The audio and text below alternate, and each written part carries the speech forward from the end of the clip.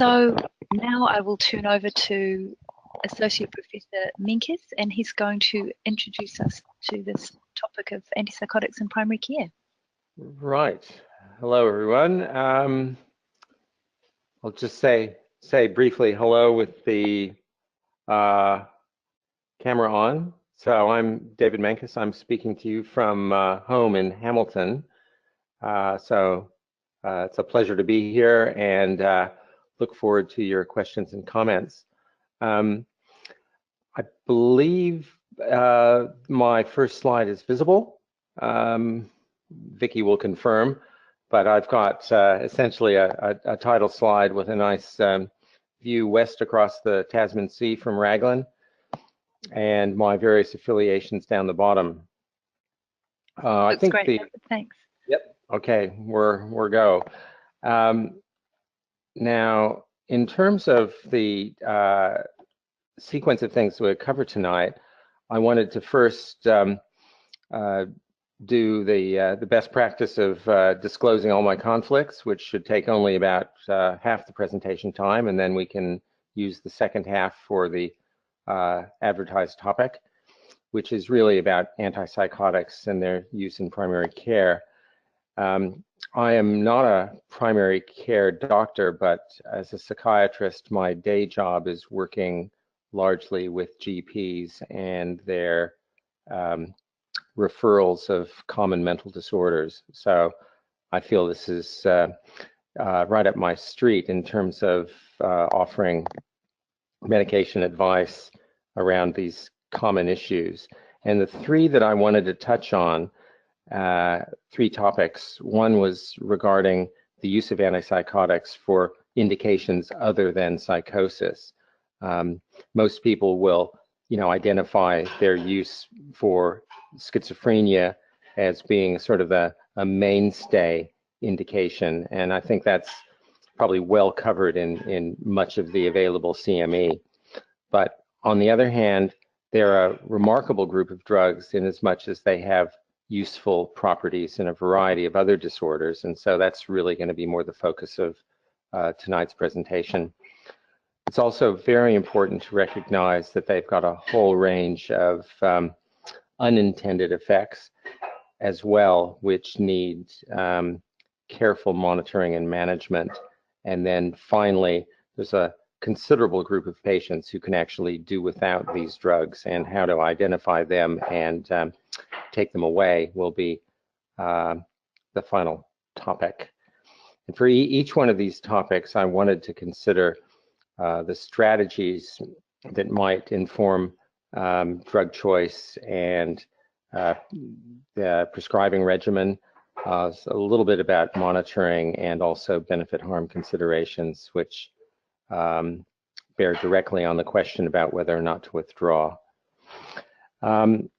So my competing interests, I've got a fair bit of baggage. You can see there that, yeah, my connections with pharmacology have been a consistent traveler over the years, and it's really what I suppose keeps me going. The notion that these drugs that we use in psychiatry can modify conscious experience is still, quite a philosophical puzzle for many. And it's part of our daily practice, I guess, if we're using these drugs, which I'm sure most of you are. I've also had a bit of real conflicts in terms of engagement with industry, largely in the past. I've kind of moved away from that latterly because I see the agenda of industry being very different from that of academic medicine where I work. And indeed, I would now come to see a firewall between them and us in terms of education anyway. I've also found myself on the wrong side of various court cases, you can see down the bottom there, involving mainly antidepressants, and have discovered that drug company lawyers are some of the sharpest tools around, and interestingly spend their other professional life, defending other worthy companies involved in weapons manufacture, big oil and big tobacco. So there we are. Back to antipsychotics. Intriguing. David, could I just interrupt you there? Sorry, briefly. Sure. I forgot to mention in the opening gambit that, of course, we welcome your questions. So everyone should be able to see a box on their screen. I think it's a little orange box if you're logged in to be viewing. And if you click there, you'll be able to type a question in that we can receive and hopefully answer through the course of the webinar. So please go ahead and do that. Sorry, David, back to you. Yeah. Oh, lovely. Thanks, Vicky. Yeah, I would very much like to make this session as relaxed and interactive as possible. So yes, please do throw questions in, and we'll try to organize and respond them as best we can with the time available. Anyway, the thing about antipsychotics, there's a fascinating history. Their history began much as mine did during the 1950s, and a remarkable group of drugs with a huge range of pharmacological actions. But the thing that they have in common, all of them, is the ability to block dopamine D2 receptors. What else they do varies considerably, and that, I think, explains why they are subjectively and clinically quite different one from another. And you'll see those four groups of note listed below. Classical agents, I guess, starting with chlorpromazine and haloperidol. Clozapine has its own group in my view. And then there's these so-called atypical, but really second and third generation agents, which have come on since then, basically since the 1990s. And three of those have a lot more to do with each other. The risperidone, olanzapine, and quetiapine are really the prototypical second generation agents. Aripiprazole and ziprasidone and a few others are really conceptually different again and probably could be called third generation. We have all five of those, six if you include clozapine, have all six of those drugs available in New Zealand, and I think all but ziprasidone is actually pretty widely used, at least in mental health. So what about this term antipsychotics? Well, it's roughly as artificial as the term antidepressants. It's been constructed, jointly by the marketers and by the vagaries of history. And so antipsychotic is just one property that these drugs share. And I think really it's useful to recognize that that is by no means the usual experience that people have when they consume these drugs, and it's certainly not the only useful clinical effect either. And you can see in the second bullet point there, I've emphasized that that sort of feeling of, who cares or why bother. That's probably the fundamental effect that these drugs share, and it's one of the reasons why, for example, they can be quite effective in people who are really agitated or anxious. A very non-specific effect, but it does seem to be a class effect of those drugs. And you can see that apart from the antipsychotic action, there's a whole lot of other actions that we take use of, and I'd probably include there anti-anxiety and sedative as well, which many of the drugs do in spades. And we'll come on to that in a moment. So I guess the take-home message from this slide really is that these drugs seem to vary enormously despite sharing that property of blocking dopamine receptors and making everyone feel like, why bother? Here's a paper that I'd like to draw your attention to, published 4 years ago or so from The Lancet. A little bedtime reading for somebody, I suppose.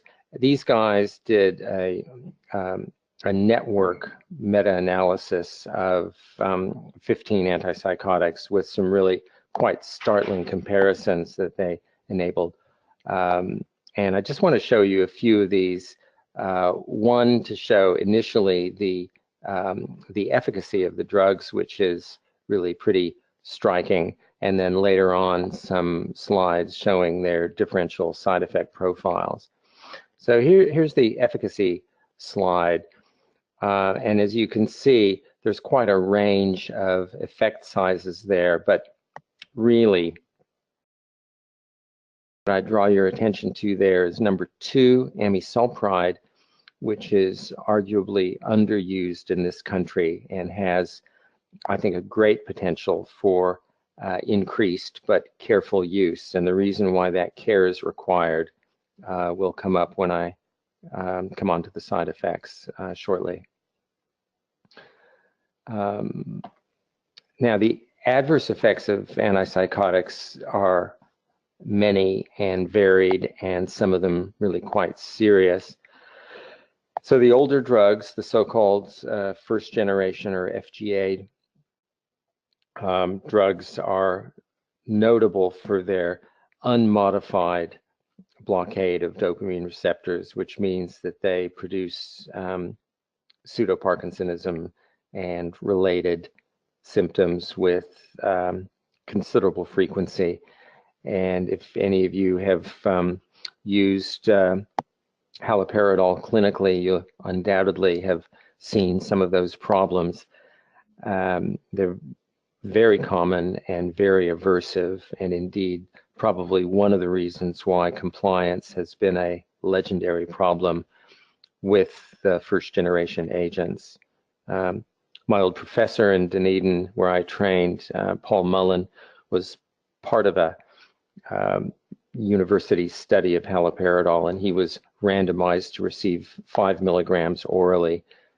He had a particularly nasty bout of akathisia that lasted most of the day, and he swore that he would never prescribe it after that one experience as a medical student. So just gives you an idea that these things are no fun at all to experience, and akathisia in particular seems to be associated with discontrol and sometimes violence. The discomfort is so intense.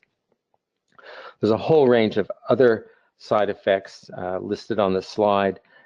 Sedation, of course, very important, and indeed we employ that often. And when we come on to particularly Quetiapine, that's one of its main properties that's driving its common and usually off-label use. Apathy, I think, is an under-recognized side effect. It's sometimes useful in the sense of being something that someone who's extremely anxious could use a bit of. The problem with apathy is we often get too much of it, and patients describe themselves feeling just, uninterested, unmotivated, detached. And it's very hard to get people like that off the couch into paid employment, or even to a follow-up appointment with a clinician. So it's a real problem, and it's one that all of the drugs share. It's part of that who cares reaction that people commonly get, and it tends to be rather more common than we'd like. Memory impairment, certainly an issue, particularly with the drugs that have strong atropinic activity, and that blends into the next category there you see is the autonomic side effects that they share to a considerable degree with the tricyclics. So the usual range of dry mouth, trouble with visual accommodation, slowing of the bowel, sometimes leading to really quite profound constipation. And we'll mention that again with regard to clozapine. This is actually a life-threatening complication with clozapine, probably kills more people than do the blood dyscrasias that are so celebrated with clozapine. Constipation is actually more of a problem. Relatively new on the scene are these unwelcome metabolic effects that are prominent with the second generation agents, so particularly olanzapine, but also quetiapine, risperidone. So lots of weight gain, central obesity, dyslipidemia, you name it. Everything in terms of cardiac risk goes the wrong way.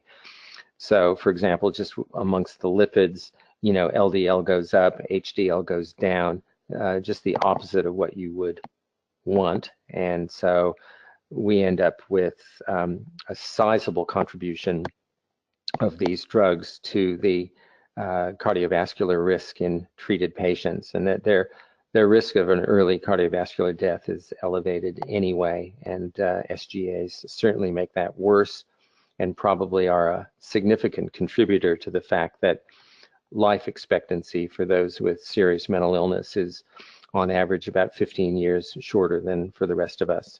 And that's true also for Maori as it is for Pakeha. So the already existing mortality gap with Maori is aggravated to almost the same extent as it is with Pakeha.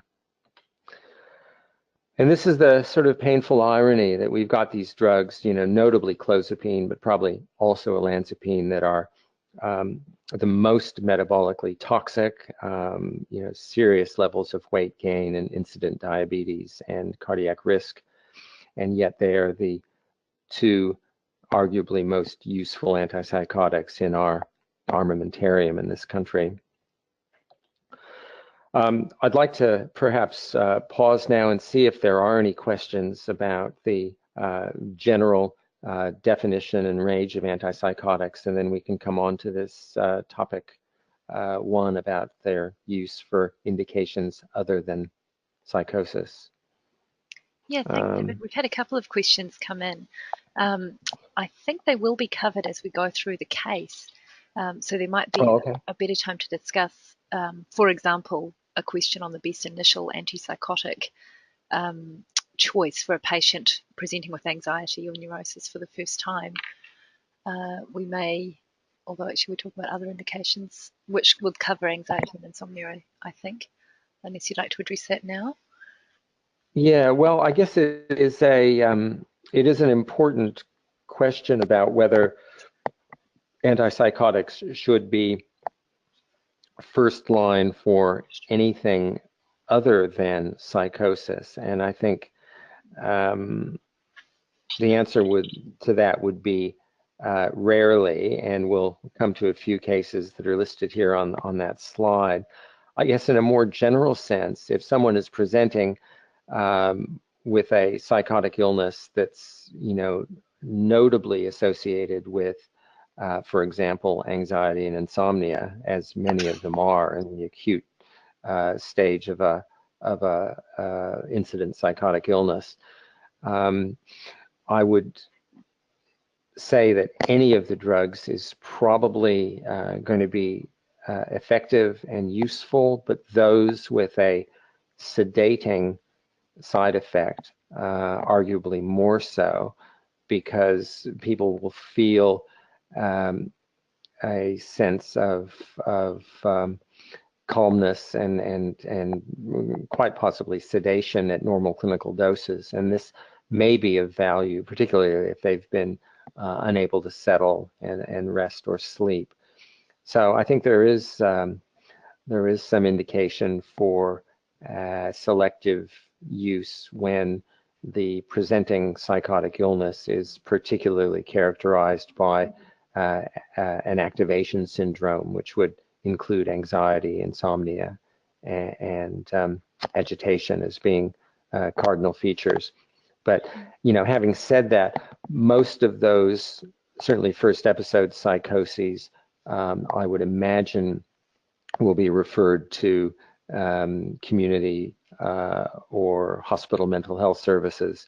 So I'm not sure that's necessarily going to be a call that GPs will routinely be asked to make, although on occasion I'm sure it is, and often treatment is initiated from, you know, rural clinics before someone is you know, comes into a dedicated unit, and I think that's often a very useful role for on-call medical staff to take if someone is really in distress and possibly at risk.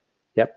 Don't know whether that answers the question. Vicky, was there anything else I along think there? so. Along those Yeah, lines? look, there are a few questions about specific side effects with specific drugs. In particular, one that keeps coming up, and of course it's the special reference on the slide, is quetiapine.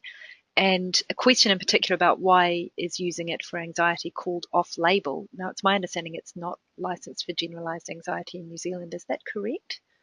Yeah, that's. I just had a chat with the therapeutic group manager at Pharmac today to see whether anything had changed there, and no, it hasn't yet. The interesting thing about quetiapine in that regard is that it's certainly effective in those conditions. That is to say, anxious or sleepless will report improvements with quetiapine. The question is more around the deficiency in formal evidence that exists. So I guess anecdotally and really colloquially, we know that quetiapine is effective and is widely used for that purpose.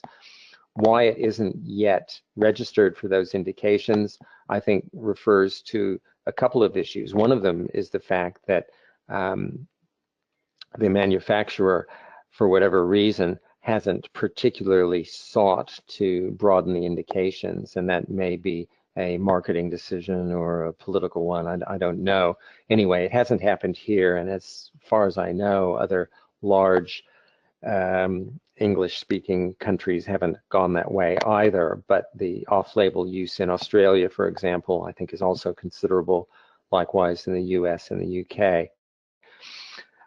The other thing is, and what may have held the drug company back from seeking that broadened indication, is the fact that quetiapine, being an antipsychotic, does carry additional problems and risks, particularly metabolic ones. And so it may not be the ideal treatment. Certainly first line, it would not be ideal. But I think as a second or third treatment choice or an adjunct to treatment, it may well find a more appropriate place in that domain. I guess it's appropriate also to say at this juncture that with the very high rates of off-label use of quetiapine, general recommendations from Pharmac and indeed from the Medical Council would be that patients should know that it's being prescribed off-label or offered as an off-label prescription, and that the discussion around that should ideally be documented for medical, legal, and other reasons. And I guess finally also that the response to the treatment perhaps more carefully documented than might be the case otherwise, just to make sure that it is only really used when necessary, and that if not particularly useful or worth the trouble or worth the side effects, that it is appropriately withdrawn. So just a bit of extra vigilance around quetiapine in those off-label uses. I'm personally not a fan, but I know many of my colleagues use it, and certainly many people in primary care have found it useful there. I guess my question would be, is it the appropriate drug in all cases in which it's prescribed? And I think the answer is probably no, but having declared its niche, it seems to be holding it rather well.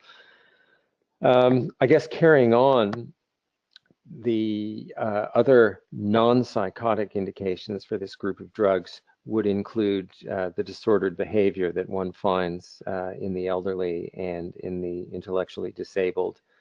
And here, quetiapine is an option, but probably not the preferred option. First off, low-dose risperidone seems to be one of the mainstays preferred by my old age psychiatry colleagues.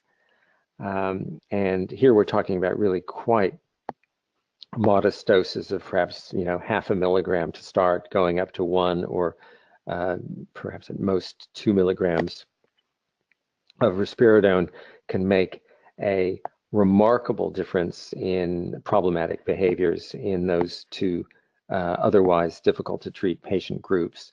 And I think many GPs will be in the position of offering medical cover for retirement homes and elderly care facilities, and indeed ID care facilities. And I think in that setting, low-dose antipsychotics, particularly SGAs like risperidone and quetiapine, are of considerable use. It's not to say that they're free of problems, though, because they certainly aren't. But at the low doses at which they are often effective, those adverse effects are mercifully quite uncommon. Another important group in my purview would be using antipsychotics to augment antidepressant treatment that's either been ineffective or incompletely effective.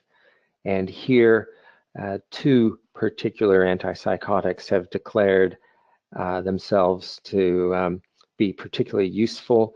One is the tried and true olanzapine, which is, as we've discussed, particularly metabolically toxic, but the doses needed for antidepressant augmentation are often quite modest. Sometimes a good effect is obtained at 2.5 or 5 milligrams. And there can still be metabolic problems there, but obviously less than one would encounter when treating a psychotic illness, where you'd usually be requiring 10, 15, 20, or 25 milligrams a day. Other strategies for antidepressant augmentation will be discussed, I think, at an upcoming webinar next month. I believe on the 12th, we're going to be having a similar session around antidepressants and their prescription in the primary setting. Finally, bipolar disorder has declared itself as a treatment target, particularly for the second generation agents, and particularly in the management of acute mania. And here, it's probably true to say that in contemporary practice, the use of antipsychotics for acute mania is really become the cornerstone now. It's edged out the mood stabilizers, notably lithium, which takes a bit longer to work, but is still a very useful treatment, or indeed the anticonvulsant mood stabilizers, notably valproate and lamotrigine, which don't have the immediate broad spectrum effect of antipsychotics. So people with acute mania, as you can imagine, typically need to be in hospital and are often getting dual or even triple therapy just to try to manage the acute behavioral disturbance. But an antipsychotic is almost always part of that picture these days. And many people with severe bipolar disorder will be discharged from hospital on an ongoing antipsychotic prescription. And sometimes in difficult to treat cases, this will be a depot antipsychotic because such individuals are not always reliable at taking their needed treatment. So we end up with the lamentable situation of needing to prescribe a depot, sometimes under Mental Health Act compulsion. So that may well generate a question or comment in itself. It's an ethically fraught but clinically necessary consideration. David, if I may interrupt you briefly, sure. Just a couple of questions about the second drug that you suggested to augment antidepressants. I think yes, some people may have missed you talking about that. Yes, aripiprazole and olanzapine are the two that I think have establish themselves in that niche. Other antipsychotics probably useful in that setting as well. Certainly quetiapine is used, and risperidone also, but I think those two other second generation agents that I referred to before, olanzapine and aripiprazole, are probably the most established antidepressant augmenters.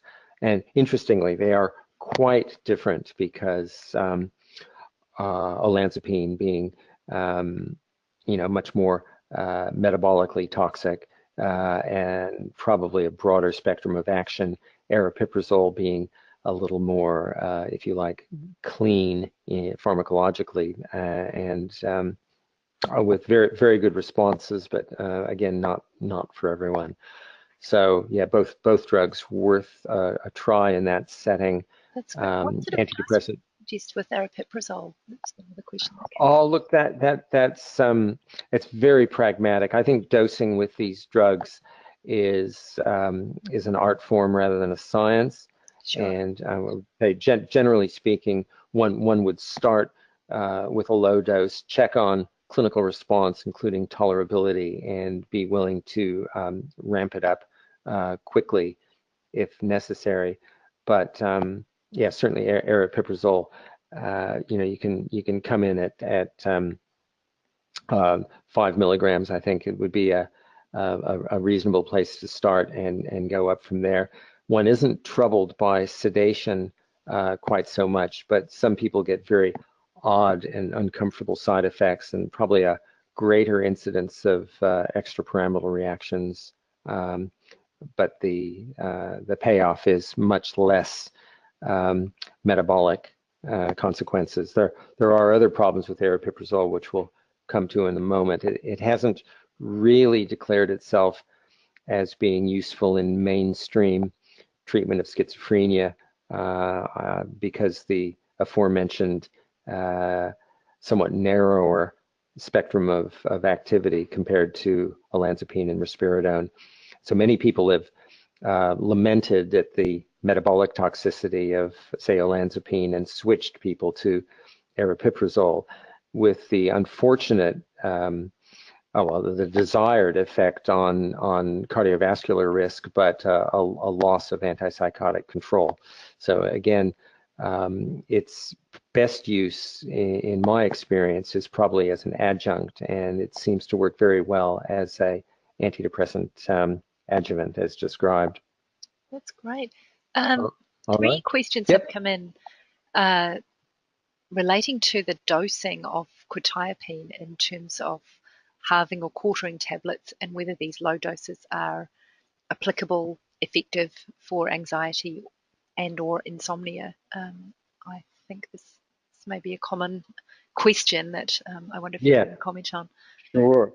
Yeah, again, I guess as with the question just before regarding aripiprazole, I think the cardinal rule with antipsychotics is that people, not only do the drugs vary a lot in their profiles, but people vary a lot in their sensitivity to the drugs for both benefit and harm. So the rule of thumb is that if you've got the luxury of time, use it and start with, a very low dose with early follow-up to check on response and tolerability. One of the good things about the antipsychotics for these additional non-psychotic indications is that they tend to work very quickly.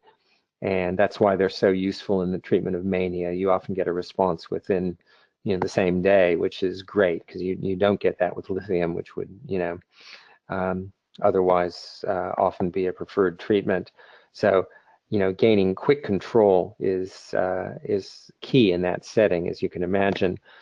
With regard to the off-label uses of quetiapine, I would be certainly inclined to suggest starting below 25 milligrams if you've got the luxury of time. So 12.5 is a reasonable starting dose, and for some people that will be enough, because They're just missing that little special something that they're not getting from their sleep hygiene or not getting from their their melatonin or whatever else they're using to try to regularize their sleep cycle. So a tiny, almost homeopathic dose of quetiapine seems to help such people. I would say, generally speaking, though, they will end up responding, if they do, to doses between 25 and 75 for those non-specific indications. Once you have to go very much over 100, I think you're starting to get into tiger country as far as the risk of significant metabolic side effects goes. And then also it's sort of a hint also that you might be on a bit of a treadmill, because some people strangely require escalating doses of quetiapine in order to maintain some degree of control of those symptoms. And I've seen people go up to 400, 500, 600 milligrams a day. Oh, wow. It's clearly not a situation you want to get into. So I think most people who are going to have a good response will have one at 100 milligrams or less per day. That's really good advice. There is another question relating to quetiapine in a patient with bipolar who has experienced significant weight gain and asking for appetite suppression in the form of Duramine or other options. Though there's an understanding that Duramine can precipitate psychosis, and wondering if you'd like to comment on that sort of situation, which must be difficult. Yeah, indeed. It is certainly a problem, and I guess faced with that situation, rather than getting into a psychostimulant to suppress appetite, I think I would be probably more inclined to see what the minimal effective dose of quetiapine was, and if it just wasn't viable to continue, to move over to another less metabolic drug. So there's some good options there. Aripiprazole, as discussed, might be worth a try. A low dose FGA could be considered in that setting. Haloperidol, for all of its problems, can sometimes be very effective and is only minimally associated with metabolic derangement. I mean, compared to these SGAs, it's quite benign. The problems it carries, of course, are more neurological, and one needs to worry about that at doses above 3 or 4 milligrams a day. But sometimes people will respond to 1 milligram or 2 of haloperidol, and in which case it can be a very useful option. I think probably these days most people would probably go toward aripiprazole as a first choice alternative to a metabolic SGA. The other thing that some people try is bringing in metformin. That has a very solid evidence base for reversing some of the weight gain and metabolic disruption of these drugs. Unfortunately, the effect size isn't huge, so you might lose a few kilograms, but that's cold comfort for someone who's already put on 20. So really, I think the goal has to be people understanding that they do have this liability, and that modification of lifestyle factors, diet and exercise, would be important to include in the conversation as soon as somebody is mentally well enough to have that discussion. It's obviously not something we do necessarily in the acute setting, but we bring it in and are obliged to bring it in pretty much as soon as possible afterwards. And the interesting thing is that sometimes these metabolically toxic drugs, like olanzapine and clozapine, are turn out to be manageable in that regard, because people's mental health improves to the extent that their motivation and insight have benefited, and they are more able then to bring lifestyle and other modifications into the picture. It's you know, that's on a Yeah, good that day. makes sense. I Yeah. wouldn't say that's routine. Yeah. A couple of interesting comments about the currency of quetiapine in terms of community abuse potential, particularly from one of our colleagues working in a prison.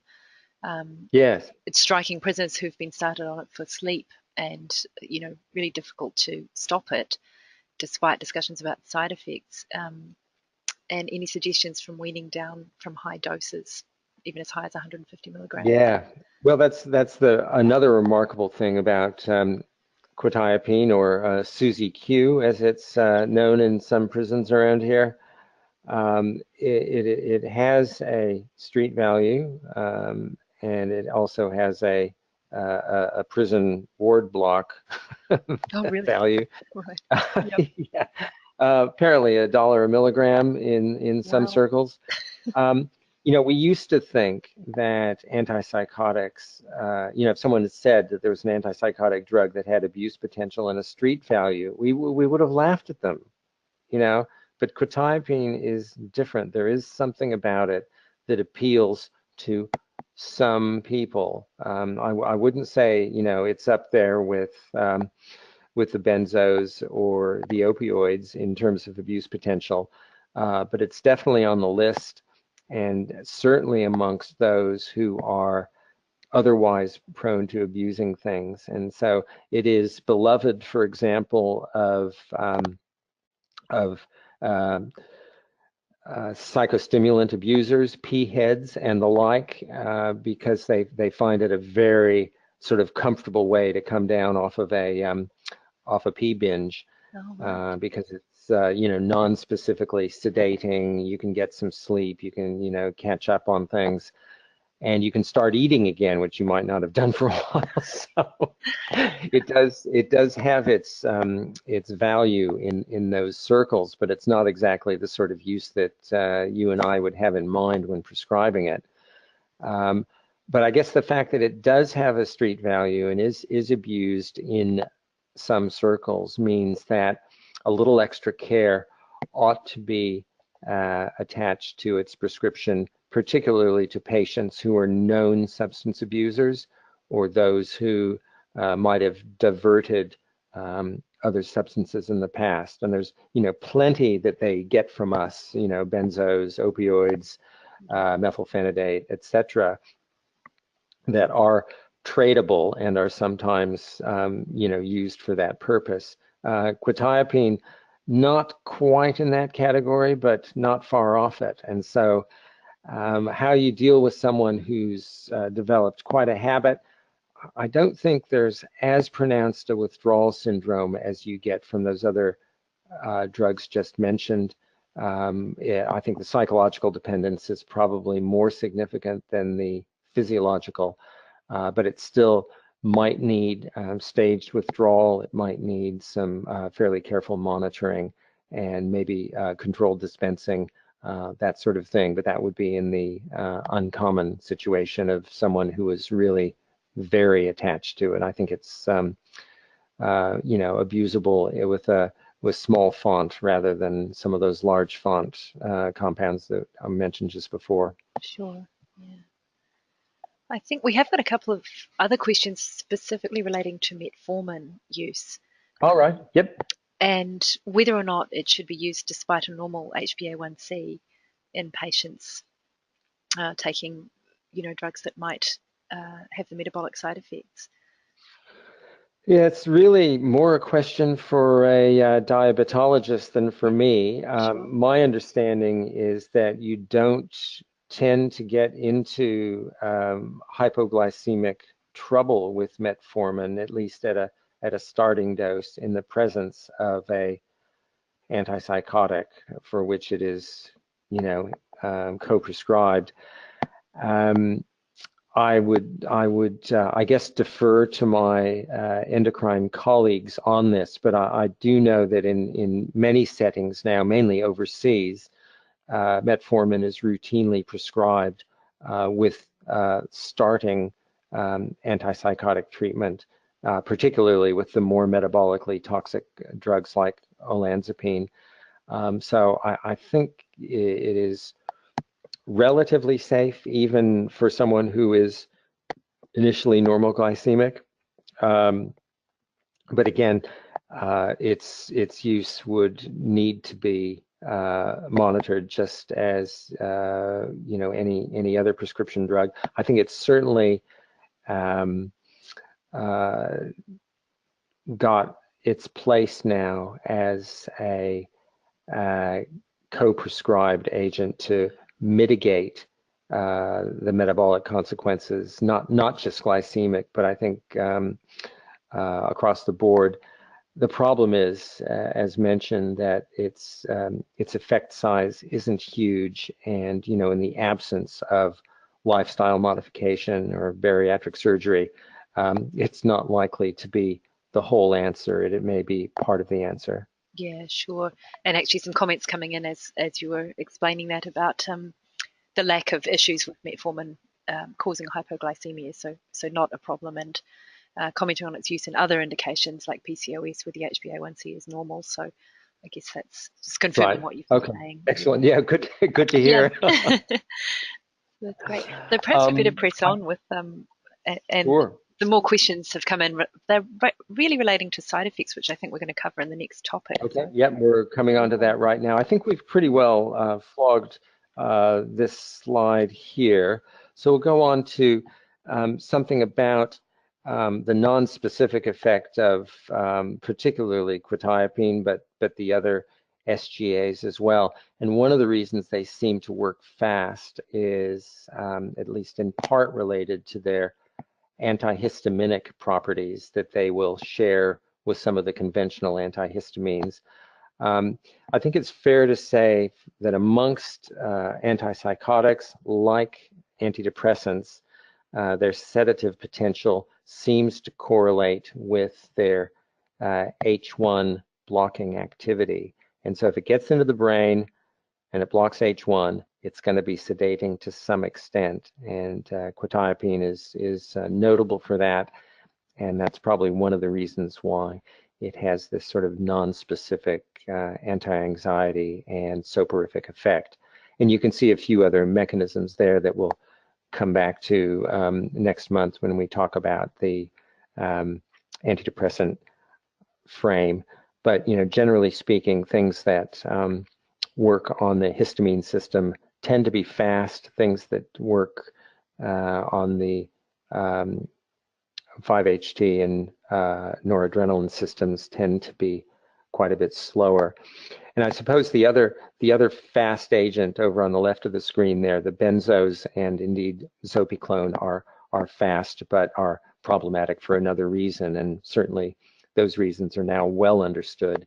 And that's probably one of the things that's given a real boost to the use of quetiapine, etc. on the other side of the slide, is because the problems and the liabilities are different. So, I mean, different people will obviously have different liabilities to problems there. I think generally speaking, we would say in secondary mental health that people with anxiety, predominantly anxiety or sleep problems, are best managed in the psychosocial frame before any prescribing is entertained. Of course, that's harder work, but it's better practice. And again, I think that's a message that Bruce Errol will be coming back to during the antidepressant webinar next month. Just a somber little note here about the contribution of antipsychotics to premature mortality. There's, as mentioned, a lot that goes the wrong way in terms of cardiovascular risk factors, you know, be it platelet aggregation or lipid profile or glycemic profile. Things just, and hypertension for that matter, they all go pretty much the wrong way. And this may explain why particularly the second generation agents are associated with a contribution to that mortality risk. And celebrated evidence base now that in the elderly, particularly, this is seen as a very real, clear and present danger. It's been documented with olanzapine and risperidone and quetiapine. So, you know, important drugs used in that population, but obviously sparingly and with good monitoring. So managing side effects, this could be a whole session in itself, but I guess just to touch on the major categories here, extrapyramidal reactions and neurological toxicity generally are more associated with the first generation agents. We talked a little bit about chlorprom and haloperidol. There are others around still in use, including depot preparations. And indeed, I've been in touch with a local GP here in the Waikato who was very upset that the old standard trifluperazine, which you may know as stelazine, was recently withdrawn from the market for unclear and probably specious reasons. Anyway, so we've been busy shoring it up, and generally speaking, when a drug is no longer available, we try to match it with the closest fit. In this case, I picked another first generation agent that had a similar profile to trifluperazine, and the word on the from that particular general practice is that it seems to be working well with the substitution of another first generation drug called pericyaxine. So there'll be other examples that might pop up, but we have to be prepared, I guess, being a small country, that, you know, sometimes the manufacturers just withdraw a product. Sometimes Pharmac decides to withhold funding. You know, for whatever reason, we do lose drugs, and sometimes we've got to play catch up to make sure that people maintain good control, if indeed that's what they've had. I want to show you a couple of slides now just to emphasize the enormous variation between different antipsychotics in terms of their side effect liability. And so starting at the top of the list there with extrapyramidal reactions, you can see from that same Lancet paper that I introduced earlier from Leucht et al. In 2013, I think, the drugs really do vary enormously in how Parkinsonizing they are. The fascinating thing there to me is that clozapine is actually anti-Parkinson. Fancy that. This drug could actually be used to treat Parkinsonism, and indeed it is the preferred choice as an antipsychotic, despite all its other toxicities in people with Parkinsonism and psychosis. And it's because one is essentially getting two possums with one wheel here by getting a unrivaled antipsychotic effect, but if anything, a reduced Parkinsonian effect, certainly compared to the other drugs there. And you can see some of the older ones like chlorprom and haloperidol, much more prone to produce difficulties there. Should mention also that the liability to produce long-term extrapyramidal reactions like tardive dyskinesia seems to correlate to some extent with their acute liability to produce EPS. So the first generation agents not only produce more problems acutely, but those long latency problems like TD also seem to be more common, possibly as much as 4% a year with the first generation agents, whereas about half that, maybe 2% per year, pop up with tardive dyskinesia with the second generation agents like olanzapine, quetiapine, etc. So we can come back to neurological toxicity later if there's any questions, but I'll just press on with the other slides here.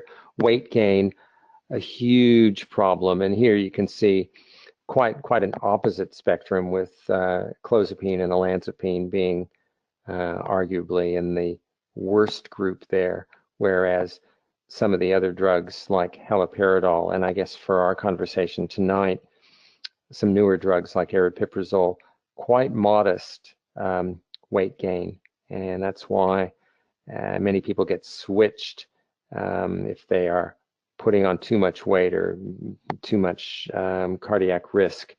The tendency is to modulate that if possible, and then to change drugs if required. And so here's a rough league table of how toxic those drugs are compared to each other.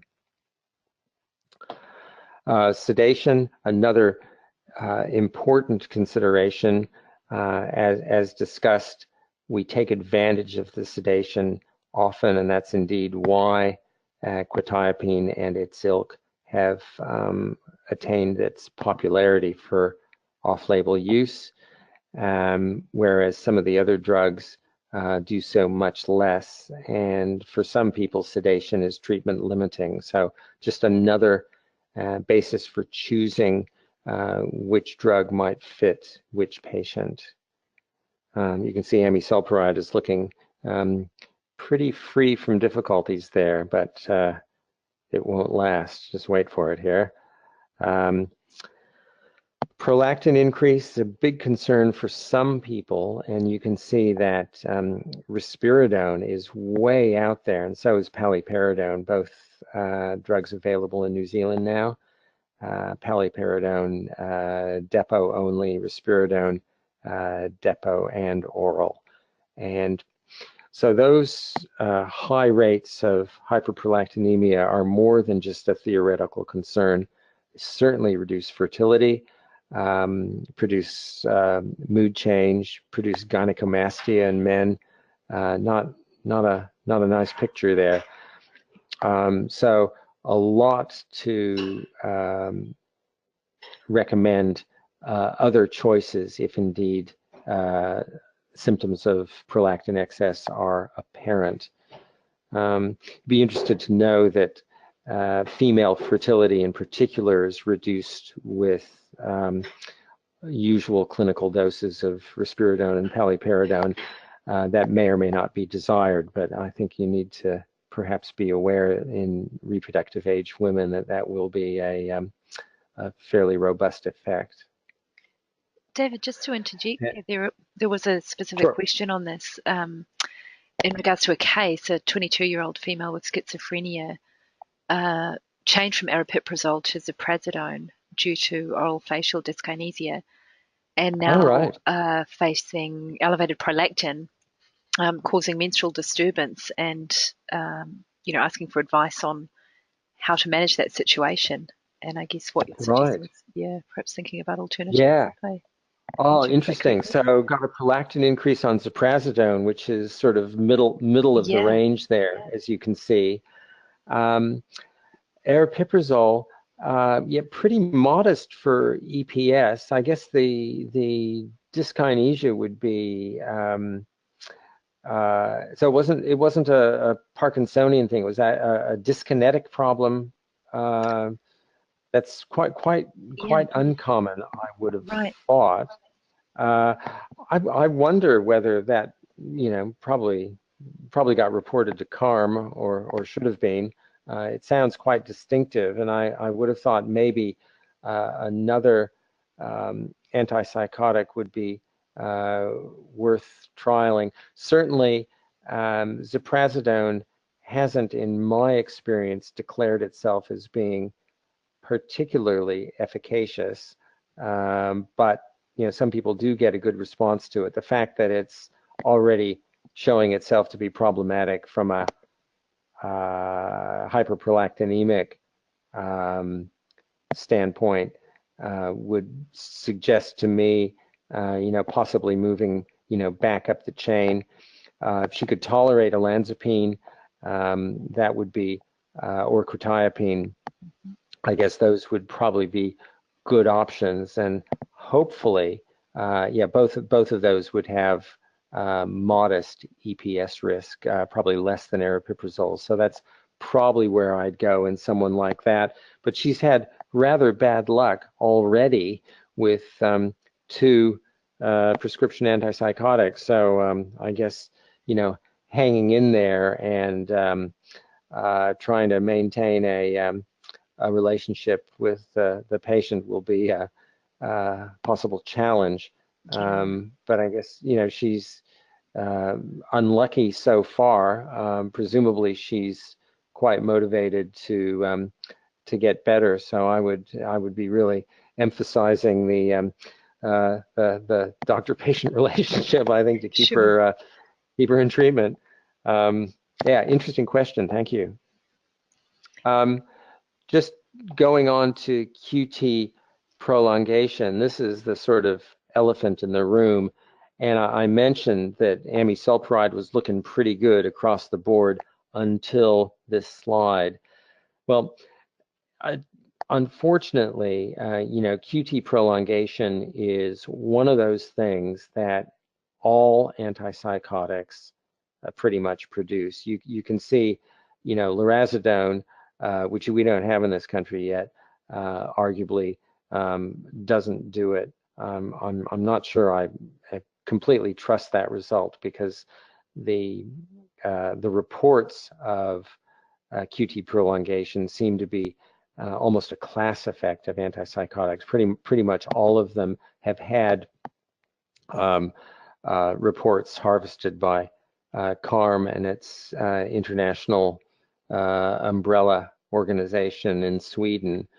So you'd say about half of all QT prolongation reports have to do with psychotropics.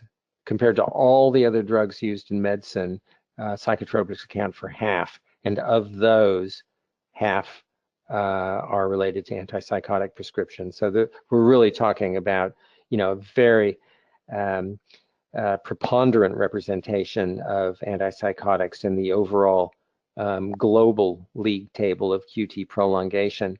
Having said that, the absolute rates are still pretty low, and the rates of serious problems like torsade, much less again.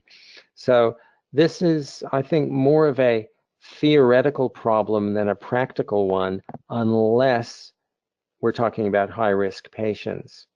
And that's why I guess it's important to know, of course, if someone has familial long QT syndrome, there one would have to take a lot of extra care, or other cardiac history, or perhaps, the elderly with multiple problems and perhaps electrolyte disturbance that can also increase risk. But in normal adult patients, even measurable QT prolongation is usually asymptomatic. And here we've got something of a league table. So I guess if you're dealing with risk factors, obviously you'd want to be more toward the top of the league table there, and running a relatively lower risk. One drug that we don't have in this country, and probably won't have down the bottom there, is Sertindol, I think used in the UK and perhaps elsewhere, had attracted the nickname of certain death, which isn't really very kind, but and not really very true either, but it is certainly the most prone to produce QT prolongation of currently available antipsychotics. Many of you of my sort of generation will remember thioridazine, or Mellaril, which was removed from the market for this problem, and it would have been out next to Sertindol in terms of its QT prolonging activity. Arguably didn't actually kill that many people at all. It was more of a theoretical concern, particularly since, like Quetiapine, thioridazine had been used at mainly sub-antipsychotic doses for a lot of non-specific indications. So a whole lot of people who were benefiting from thioridazine had it taken off them, and that niche has now been well and truly supplanted by, you guessed it, quetiapine. Yeah, that's right. Yeah. Just a question about that. With the, considering the side effects of quetiapine as a whole and the need for fully informing people with regard to it being Section 29 for the off-label use, weighing up the risk to their general health versus taking something like benzodiazepine long term, would you have any kind of comment on that? Yeah, well, I think they are both worth avoiding if possible, but as you implied, for different reasons. Mm-hmm. Um, I guess it depends on the patient. My concerns about benzos aren't just about the habituation and habit forming potential that they have. I think one of the unfortunate things about benzos is that they often make worse what they were originally intended to treat. So for example, with medium and longer term treatment, it looks like they can make depression worse for sure, and quite possibly anxiety symptoms as well. So extraordinarily useful in the short term, but that it would be it, in my view, for benzos, apart from the occasional use in managing refractory epilepsy or something like that. I think long-term benzos are really to be avoided wherever possible. But again, it is that some people do well on them and some people don't need to escalate the dose. So that's a general principle that is tested by plenty of anecdotes from plenty of prescribers who say, oh, well, he's still taking 10 of diazepam and has done for 20 years, what's the problem? Yeah. And I think pragmatism ultimately trumps all those theoretical arguments. I guess my point about using benzos or quetiapine longer term is that in general, it doesn't reflect best practice, but in individual cases, it may be perfectly acceptable and indeed valuable. Yeah, sure. A number of questions coming in about the need for ECGs, either at baseline in otherwise well people starting on a low dose antipsychotic, and then the need for monitoring, particularly, according to clozapine monitoring requirements. Would you Yeah, consider a baseline ECG regardless of the antipsychotic? I mean, I guess I personally would see that as an optional extra rather than a requirement. Certainly, if there was a family cardiac history or any hint of a long QT syndrome anywhere in the blood relatives, yeah, probably better to do it. Also, if there's drug combinations, if, for example, they're also prescribed citalopram or something like that, then you might say, well, you got two drugs there, both of which are potentially QT prolongers. Yeah, maybe it's safest to get one. For routine use of low-dose antipsychotics, with the exception of Sertindole and amisulpride, I probably wouldn't bother myself. But I guess there's a bit of latitude there. I don't think it's certainly part of established required practice unless there's an established risk factor. And of course, when you get into with older patients with medical comorbidities, those risks will start to accumulate. Sure. Yeah. All right, I think we're getting there. Yeah. Are we ready? Are we ready for the final topic? I think we are. I think we better march on, if that's okay. Okay, well, I guess one of the great challenges in primary care, I think, are how to deal with people who may have been treated with antipsychotics in secondary care and are no longer in secondary care, but very often continue the prescription for reasons that may or may not be particularly compelling. And so that's when I wanted to consider how it is that GPs might wish to decide that a cautious withdrawal of antipsychotic treatment could be entertained. And certainly, I think in those in those 4 different clinical scenarios that I've listed, the approach would be different.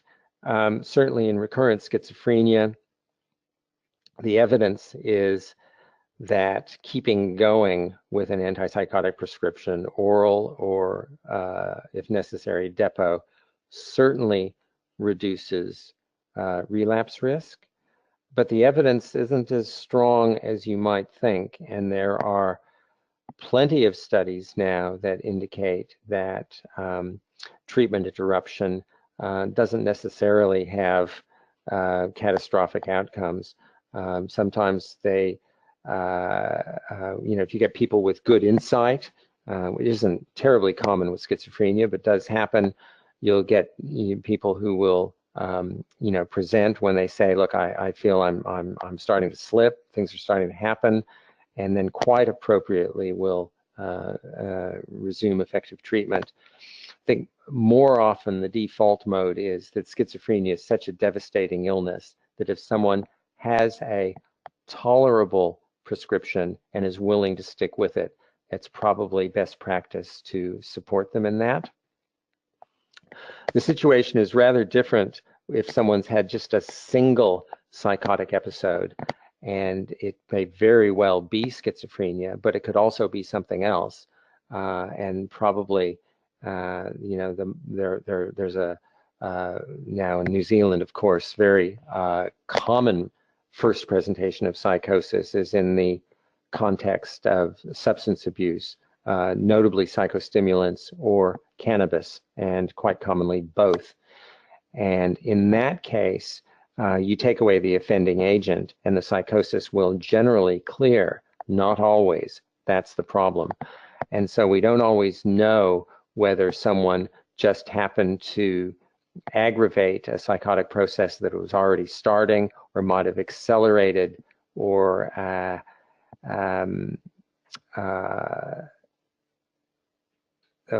anticipated the development of psychosis with a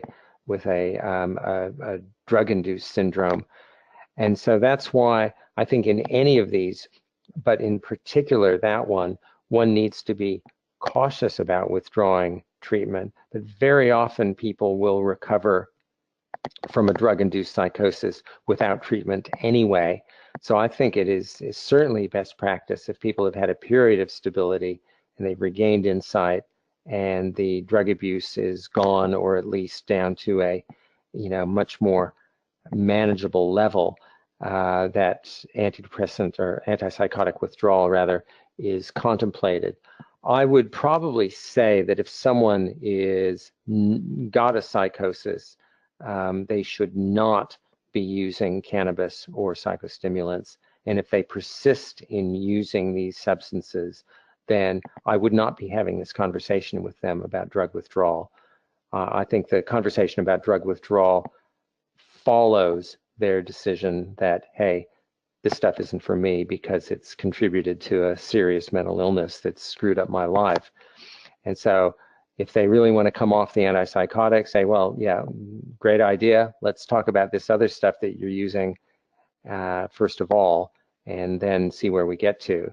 And a lot of people are willing to do that, and they grow up apart from anything else, and they realize that, hey, my neighbors can enjoy it, but for whatever reason I can't. And there are people like that who are just susceptible to THC or the synthetics or to psychostimulants, and it's pretty much of a it's a lifestyle modifying factor. You just cannot go there. You see that also in adolescents, particularly the possibility that cannabis actually leads to, causes a schizophreniform psychosis is pretty convincing, particularly in adolescents of a certain genotype, and much less risk if you don't have that genotype. And even if you do have that genotype, you can often indulge once you get to your 20s. But if you're down around 17 or 18, this is tiger country and really worth avoiding. Unfortunately, it's a hard sell, And if the social network and sometimes the family are all using, trying to convince someone to go straight is a very tough ask.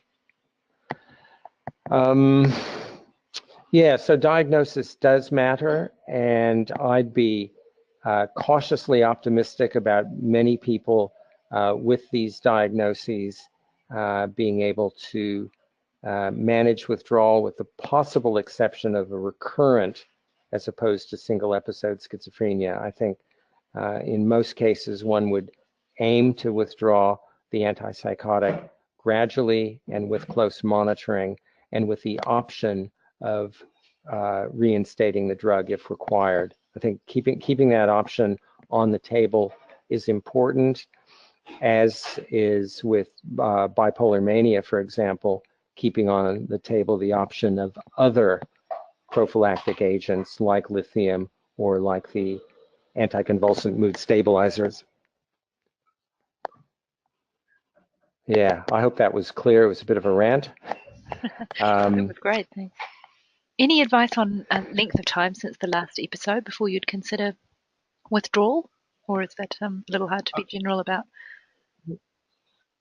Yeah, I think I'd be inclined to, go with the sort of textbook recommendations that, we'd be talking about 6-month minimum. Of course, not everyone is going to comply with that, and we don't always have the option of enforcing the depot.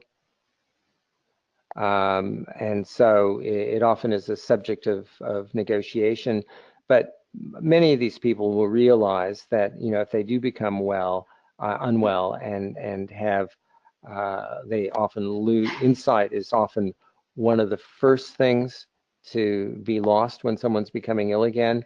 And so if someone's not on treatment and indeed refusing treatment and they're becoming psychotic, that's often where the Mental Health Act comes in. So many of these people will have had that experience already.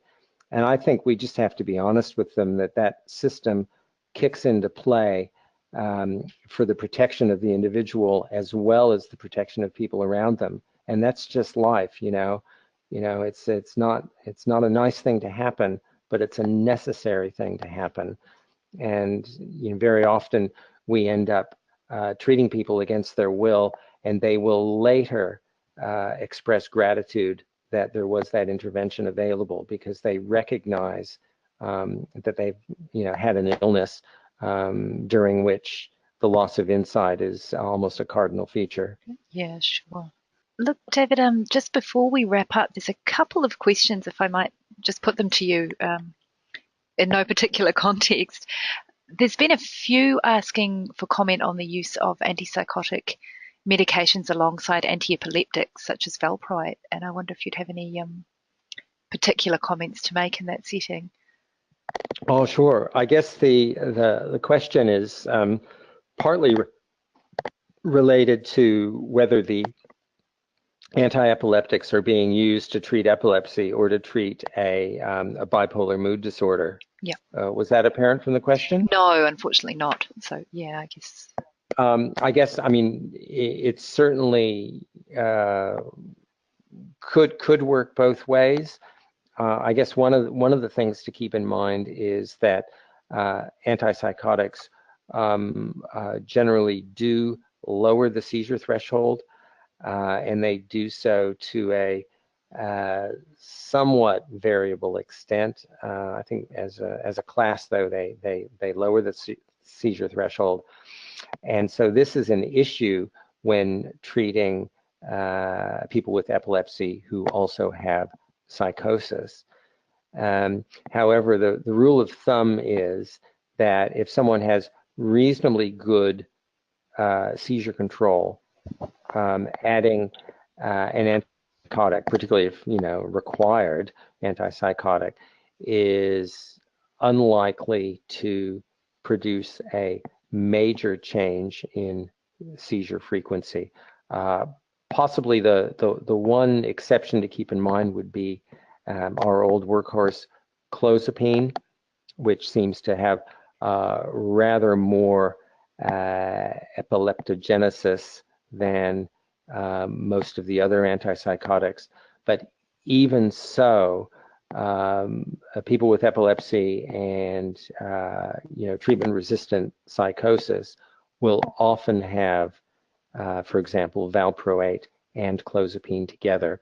It may require valproate dose being adjusted. It certainly requires close monitoring. These are difficult patients to manage, just as the bipolar patients are difficult to manage when they require dual treatment with a mood stabilizer and an antipsychotic as outpatients. These are tough, and I think most of them really, in the best of situations, should still be in touch with a community mental health team. Yeah. We also had a question earlier on about psychotic depression. I think I don't know whether that early question has been covered, but it's an important one, and I hope the questioner is still online. Sure. Yeah, that was about the treatments recommended for depression with psychosis, and which two medications you'd consider initiating. Yeah. Well, yeah. I mean, I think it depends on the clinical picture. I mean, oftentimes one or the other, the psychosis or the depression, will be more prominent. And I'm thinking, mainly of severe depressions that are of psychotic intensity, rather than, say, someone with a psychotic illness who also becomes depressed, as sort of more of a comorbid setting. The severe depressions that are of psychotic intensity are really better treated in hospital, in my view. I mean, these people are often severely disabled, sometimes seriously suicidal. And treatment of choice, to be honest, is probably ECT rather than drug treatment. Of course, we don't rush to ECT, but it's got the single clearest indication and strongest effect size for psychotic depression. Probably, we would see whether dual treatment with an antidepressant and an antipsychotic could be effective, and clearly if it is, and if we can avoid ECT, then most people would choose to do that. I'd probably be thinking of one of the second generation agents that also has antidepressant activity, so in this case something like olanzapine or quetiapine, or maybe aripiprazole. Those drugs seem to have an antidepressant signal, along with being, card-carrying members of the antipsychotic club. So I'd probably start with one of those and then supplement with an antidepressant as well, if necessary. But it usually would be necessary, I guess, because, most of these people are sick enough to at least have hospital as an option, if not a requirement. Yeah, sure. No, that's great. Now, the questioner was still listening, so that's great. Apologies, it took a while to get to that one. I think we've covered the bulk of the questions that have come in, so it might be time to wrap up there. Is there anything else you'd like to add, David? Oh no! Look, I'm very very grateful for the interest in this area. I guess it's worth saying that mental health services are so indebted to primary care.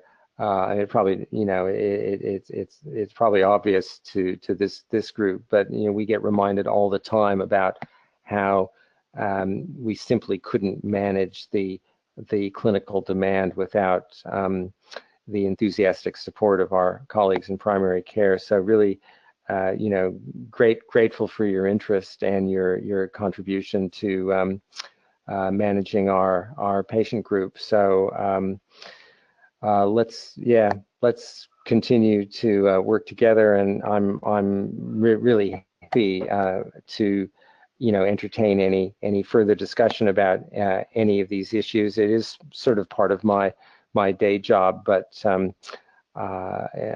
it's a fascinating area, and I guess it's a great example also of how our different disciplines can usefully collaborate.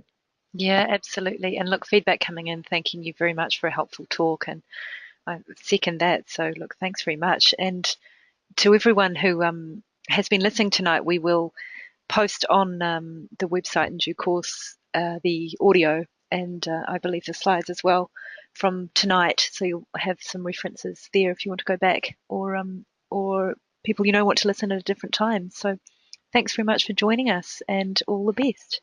We'll see you next time. Great. See you Good later. night. Bye. Good night.